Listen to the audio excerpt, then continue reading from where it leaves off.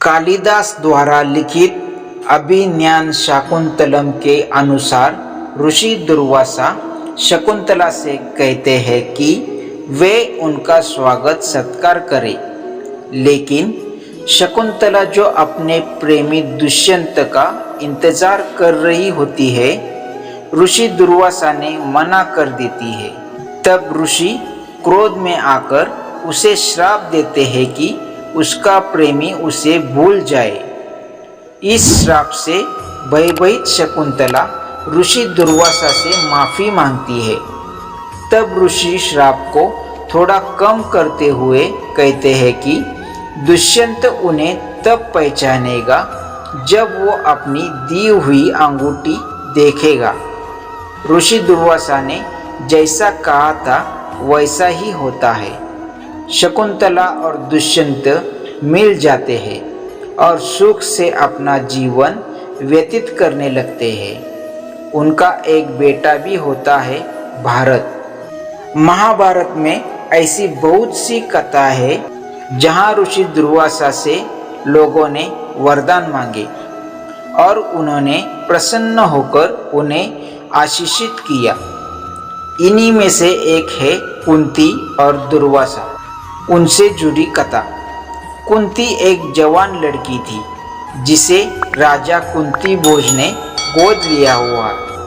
राजा अपनी बेटी को एक राजकुमारी की तरह रखते थे। दुर्वासा एक बार राजा कुंती भोज के यहाँ मेहमान बनकर गए। वहाँ कुंती पूरे मन से ऋषि की सेवा और आवभगत की। कुंती ने ऋषि के गुस्से को जानते हुए उन्हें समझदारी के साथ खुश किया। ऋषि दुर्वासा कुंती के इस सेवा से बहुत खुश हुए और जाते वक्त उन्होंने कुंती को अथर्ववेद मंत्र के बारे में बताया, जिससे कुंती अपने मनचाहे देव से प्रार्थना कर संतान प्राप्त कर सकती थी। मंत्र कैसे काम करता है ये देखने के लिए कुंती शादी से पहले सूर्य देव को आह्वान करती है। तब उन्हें कर्ण प्राप्त होता है, जिसे वे नदी में बहा देती है। फिर इसके बाद उनकी शादी पांडु से होती है। आगे चलकर इन्हीं मंत्रों का प्रयोग करके पांडव का जन्म हुआ था। वाल्मीकि रामायण के अनुसार उत्तरकांड के समय एक बार ऋषि दुर्वासा राम के पास जाते हैं। वहाँ लक्ष्मण राम जी के दरबारी बनकर खड़े रहते हैं। तब ऋषि उनसे अंदर जाने की इच्छा प्रकट करते हैं। उस समय राम मृत्यु के देवता यम के साथ किसी विषय में गहन बात कर रहे होते हैं। बात शुरू होने से पहले यम राम को कहते हैं कि उनके बीच में जो भी बातचीत होगी वो किसी को नहीं पता चलनी चाहिए, और बात के बीच में अगर कोई कमरे में आकर देखता या सुनता है तो मार दिया जाएगा। राम इस बात की हामी भर वचन देते हैं और अपने भरोसेमंद भाई को दरवाजे के बाहर खड़ा कर देते हैं।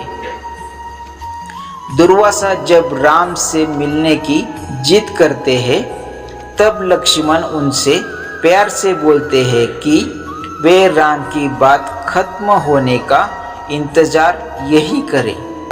ऋषि इस बात से क्रोधित हो जाते हैं और कहते हैं कि अगर लक्ष्मण राम से उनके आगमन के बारे में नहीं बताते हैं तो वे पूरी अयोध्या को श्राप दे देंगे।